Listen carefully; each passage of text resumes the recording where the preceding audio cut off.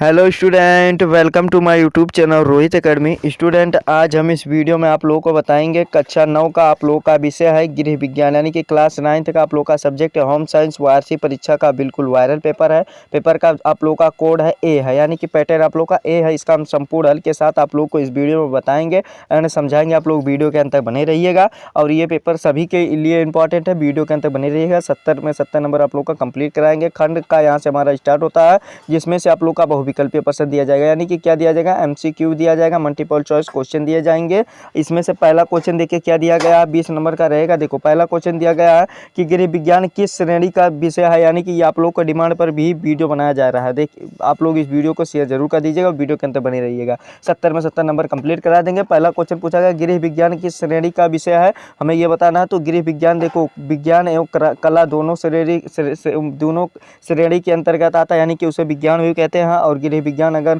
होता है किसी के पास तो कला भी कहते हैं, यानी कि हमारा सा वाला ऑप्शन इसका राइट हो जाएगा। ये तीसरा वाला सी वाला ऑप्शन हमारा सही हो जाएगा।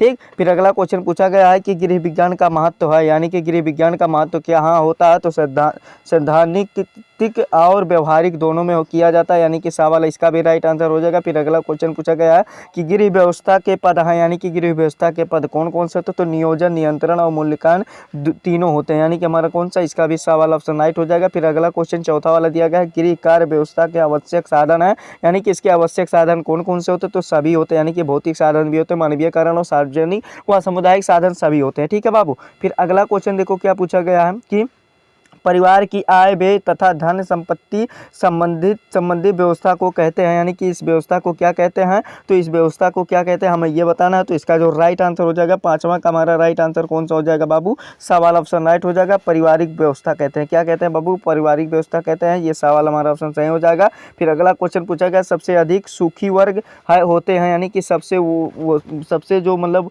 अधिक सुखी वर्ग कौन से होते हैं हमें ये बताना है। तो इसके जो राइट आंसर हो जाएगा कौन सा हमारा राइट हो जाएगा, संतोषी व्यक्तियों का वर्ग होता है, जो संतोष जिसके पास होता है, यानी कि जो संतोषी होते हैं वही हमारा सुखी होते हैं, यानी कि दा वाला हमारा ऑप्शन राइट हो जाएगा। फिर सातवां क्वेश्चन पूछा गया रात्रि के समय कपड़े पहनने चाहिए, तो ढीले ढाले पहनने चाहिए और मुलायम पहनने चाहिए, वाला हमारा बा वाला ऑप्शन इसका राइट आंसर हो जाएगा। इसका राइट आंसर कौन सा हो जाएगा, बा वाला ऑप्शन सही हो जाएगा। ठीक, फिर अगला क्वेश्चन देखो बाबू क्या दिया गया, आठवां क्वेश्चन की एक सामान्य स्वस्थ व्यक्ति का तापक्रम होता है। तो इसका जो राइट आंसर हो जाएगा क्या हो जाएगा, देखो 98 दशमलव क्या होता है, 98.6 फारेनहाइट भी होता है। और इसका राइट आंसर कौन सा हमारा ये वाला ऑप्शन राइट हो जाएगा, यही दिया गया तो यही ऑप्शन हमारा राइट हो जाएगा, ये भी माना जाता है। ठीक है, 98.4 डिग्री फारेनहाइट, यानी कि ये वाला सही हो जाएगा। फिर अगला क्वेश्चन पूछा गया पूर्ण रूप से स्वस्थ व्यक्ति होता है, यानी कि पूर्ण रूप से स्वस्थ व्यक्ति कौन होता है। तो इसका जो राइट आंसर हो जाएगा उपयुक्त सभी हो जाएगा, दावा हमारा ऑप्शन सही हो जाएगा। फिर अगला क्वेश्चन पूछा गया है कि मलेरिया निवारण के लिए संचालित राष्ट्रीय योजना का जिले स्तर पर उत्तरदायी व्यक्ति होता है, यानी कि कौन व्यक्ति होता है हमें ये बताना है। तो इसका जो राइट आंसर हो जाएगा वो मुख्य चिकित्सा अधिकारी, यानी कि जो मुख्य चिकित्सा अधिकारी होते हैं वही होते हैं, बा वाला हमारा ऑप्शन सही हो जाएगा। फिर अगला क्वेश्चन पूछा गया है कि वायु है, यानी कि वायु क्या होता है। तो वायु एक मिश्रण होता है, गैसों का क्या होता है, मिश्रण होता है, ये हमारा राइट आंसर हो जाएगा। ठीक है, बा वाला। फिर अगला क्वेश्चन पूछा गया है कि ऑक्सीजन वायु का सक्रिय भाग होता है। तो ऑक्सीजन का जो वायु में सक्रिय भाग होता है 1/5 होता है, यानी कि हमारा कौन सा सवाल ऑप्शन सही हो जाएगा। फिर अगला क्वेश्चन पूछा गया वायु में ऑक्सीजन का भार होता है, तो ऑक्सीजन में कितना होता है। तो इसका जो राइट आंसर हो जाएगा 13 का राइट आंसर क्या हो जाएगा, 20.95% हो जाएगा, यानी कि प्रतिशत हो जाएगा। हमारा कौन सा सवाल ऑप्शन इसका राइट हो जाएगा, इसका राइट आंसर क्या हो जाएगा, सवाल ऑप्शन सही हो जाएगा। फिर अगला क्वेश्चन पूछा गया वायु में प्रमुख भाग एक निष्क्रिय गैस होता है, वह गैस क्या कहलाता है। तो वह गैस देखो बाबू आर्गन भी कहलाता है और ऑक्सीजन भी कहलाता है, यानी कि आर्गन नहीं दिया गया तो यही हमारा राइट आंसर हो जाएगा। ठीक, फिर अगला क्वेश्चन पूछा गया शुद्ध वायु में नाइट्रोजन गैस की मात्रा होती है 78.08% होती है, यानी कि हमारा कौन सा इसका 15 का राइट आंसर सा वाला हो जाएगा। फिर अगला क्वेश्चन पूछा गया है कि वायु दूषित होता है, यानी कि होती है, यानी कि वायु कैसे दूषित होती है हमें ये बताना है। तो इसका जो राइट आंसर हो जाएगा ये सभी से होती है, यानी कि जैविक पदार्थों का विघटन जब होता है तभी होती है, श्वसन क्रिया द्वारा भी होती है, जलन की क्रिया द्वारा भी होती है, यानी कि इसका जो राइट आंसर हो जाएगा कौन सा हमारा डी वाला ऑप्शन राइट हो जाएगा। ठीक है बाबू। फिर अगला क्वेश्चन 17 वाला देखो क्या दिया गया है कि प्रदूषित जल द्वारा फैलने वाला रोग होता है, तो चेचक होता है, क्या होता है बाबू, चेचक होता है, हमारा कौन सा ऑप्शन राइट हो जाएगा। देखो इसका राइट आंसर देखो टाइफाइड भी होता है बाबू, वायु द्वारा फैलने वाला, यही टाइफाइड भी राइट आंसर हो जाएगा। यही हाँ टाइफाइड वाला हमारा सही आंसर हो जाएगा बाबू, यही वाला ऑप्शन राइट टिक कर देंगे डी वाला। ठीक है, फिर अगला क्वेश्चन, ध्वनि व शोर की इकाई होती है डेसिबल होती है, क्या होती है बाबू? डेसिबल होती है, यानी कि इसका राइट आंसर बी वाला हमारा सही हो जाएगा, डेसिबल होती है। फिर अगला क्वेश्चन पूछा गया है, निम्नलिखित में से वायु द्वारा फैलने वाला रोग कौन सा होता है?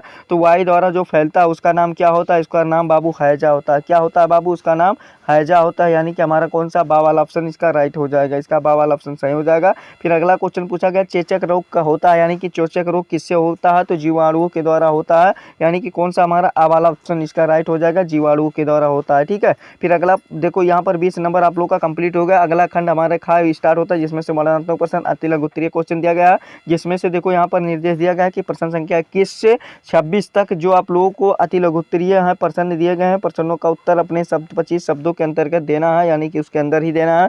21 वाला क्वेश्चन दिया गया कि वायु द्वारा फैलने वाले मुख्य रोग कौन कौन से हैं? तो इसका आंसर लिखेगा कि वायु द्वारा फैलने वाले रोग जो मुख्य रोग हैं निम्न हैं, जैसे कि क्या हम देखो, हैजा है, टाइफाइड है, तापेदिक है, निमोनिया है, सर्दी है, खांसी है और एड्स आदि इत्यादि हैं। ठीक है, ये 2 नंबर बाबू कंप्लीट हो गया। फिर अगला क्वेश्चन पूछा गया है, डिप्थीरिया नामक रोग का प्रभाव शरीर के किस अंग पर पड़ता है? तो हृदय पर पड़ता है, किस पर पड़ता है? हृदय पर पड़ता है और ब्रेन पर पड़ता है। किस पे पड़ता है बाबू? ब्रेन पर, यानी कि मस्तिष्क दिमाग पर पड़ता है। ठीक है, ये वाला भी हमारा 2 नंबर लिख करके कंप्लीट हो गया। फिर अगला क्वेश्चन देखो, वृक्षारोपण से क्या लाभ है? तो वृक्षारोपण वाला लाभ लिख दीजिएगा। सर्वप्रथम जो लाभ होता है, प्राकृतिक की संतुलन बनी रहती है, ये सर्वप्रथम लाभ हो जाएगा। ठीक है, ये सर्वप्रथम, और भी मन करेगा आप लोग बना कर लिख दीजिएगा, 2 नंबर हो जाएगा। इसको अच्छे तरीके से जितना क्वेश्चन बता रहे हैं सभी को आप लोग तैयार करके जाइएगा। प्रदूषित जल को स्वास्थ्य पर क्या प्रतिकूल प्रभाव पड़ता है? ये वाला भी तक कर लीजिएगा तैयार। और रेयान के तंतु किस विधि द्वारा बनाए गए हैं, ये बनाए जाते हैं, ये वाला भी कर लीजिएगा। फिर अगला क्वेश्चन पूछा गया, वस्त्र शरीर को सर्दी गर्मी आदि को प्राकृतिक प्रभाव से बचाते हैं, ये वाला भी कर लीजिएगा अच्छे तरीके से। देखिए बताना हमारा काम है, आप लोग जितना क्वेश्चन बता रहे हैं सभी को अच्छे तरीके से रेडी कर लीजिएगा। और लघु उत्तरीय क्वेश्चन यहाँ से दिया गया, 50 शब्दों में इसका आंसर देना है। श्वसन तंत्र के चित्र सहित उनके कार्यों को बताइए, 4 नंबर का क्वेश्चन है। अब मनुष्य के दांत कितने होते हैं? मनुष्य के दांत कितने होते हैं, ये वाला भी तैयार कर लीजिएगा, उनके बारे में बता दीजिएगा। दूध का भोजन में महत्व क्या होता है? दूध का भोजन में क्या महत्व होता है, इसको वाला भी तैयार कर लीजिएगा। अंडे का पोषक तत्वों के बारे में लिखिए, ये वाला कर लीजिएगा। फिर संतुलित आहार क्या है, उनके नाम लिखिए, ये वाला भी बाबू 4 नंबर का क्वेश्चन है, सभी को अच्छे तरीके से रेडी कर लीजिएगा जितना बता रहे हैं, और जा करके छाप दीजिएगा। ठीक है, और दीर्घ उत्तरीय क्वेश्चन यहाँ से हमारा स्टार्ट होता है, यानी कि इसका आंसर 100 शब्दों के अंतर्गत देना है, यानी कि अंदर देना है।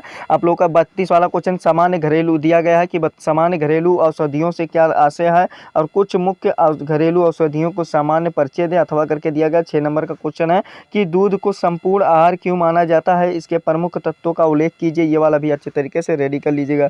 फिर 33 वाला क्वेश्चन दिया गया, प्राथमिक चिकित्सा का अर्थ स्पष्ट कीजिए तथा उनके सिद्धांतों को प्रकाश डालिए। 6 नंबर का क्वेश्चन है, अथवा करके दिया गया है कि ध्वनि प्रदूषण से आप विषय में क्या जानती हैं, और ध्वनि प्रदूषण के होने वाली हानि और इसे रोकने के उपाय बताइए, तो ये वाला भी बाबू अच्छे तरीके से आप लोग रेडी कर लीजिएगा। ठीक है, फिर अगला क्वेश्चन 34 वाला दिया गया, व्यक्तिगत सज्जा और वेशभूषा के वस्तुओं का क्या स्थान है, ये बताइए। किसी व्यक्ति के लिए वस्तुओं का चयन कौन से सावधानियों की अपेक्षित है, ये बताइए। 6 नंबर का क्वेश्चन, तो इसको वाला भी अच्छे तरीके से तैयार कर लीजिए। इसमें अथवा करके दिया गया, यानी कि आप लोगों के लिए ऑफर दिया गया कि समंथन के लिए प्रयोग में लाई जाने वाली कृत्रिम विधियों का वर्णन कीजिए, तो ये वाला भी आप लोग कर लीजिएगा बाबू। ठीक है, बहुत ही विधियां की जाती है, तो ये वाला भी आप लोग अच्छे तरीके से जितना क्वेश्चन बताए हैं सभी को अच्छे तरीके से आप लोग रेडी कर लीजिएगा। यही आप लोग का पेपर था जो कि आप लोग को संपूर्ण तरीके से बता दिया, समझा दिया। आप लोग को हमारा वीडियो कैसा लगा है कमेंट करके जरूर बताइएगा। अगर आप हमारे चैनल पर नए हैं तो चैनल को सब्सक्राइब कर लीजिएगा और बेल आइकन को भी दबा दीजिएगा। और हाँ, इस वीडियो को क्लास 9th के जितने भी स्टूडेंट होंगे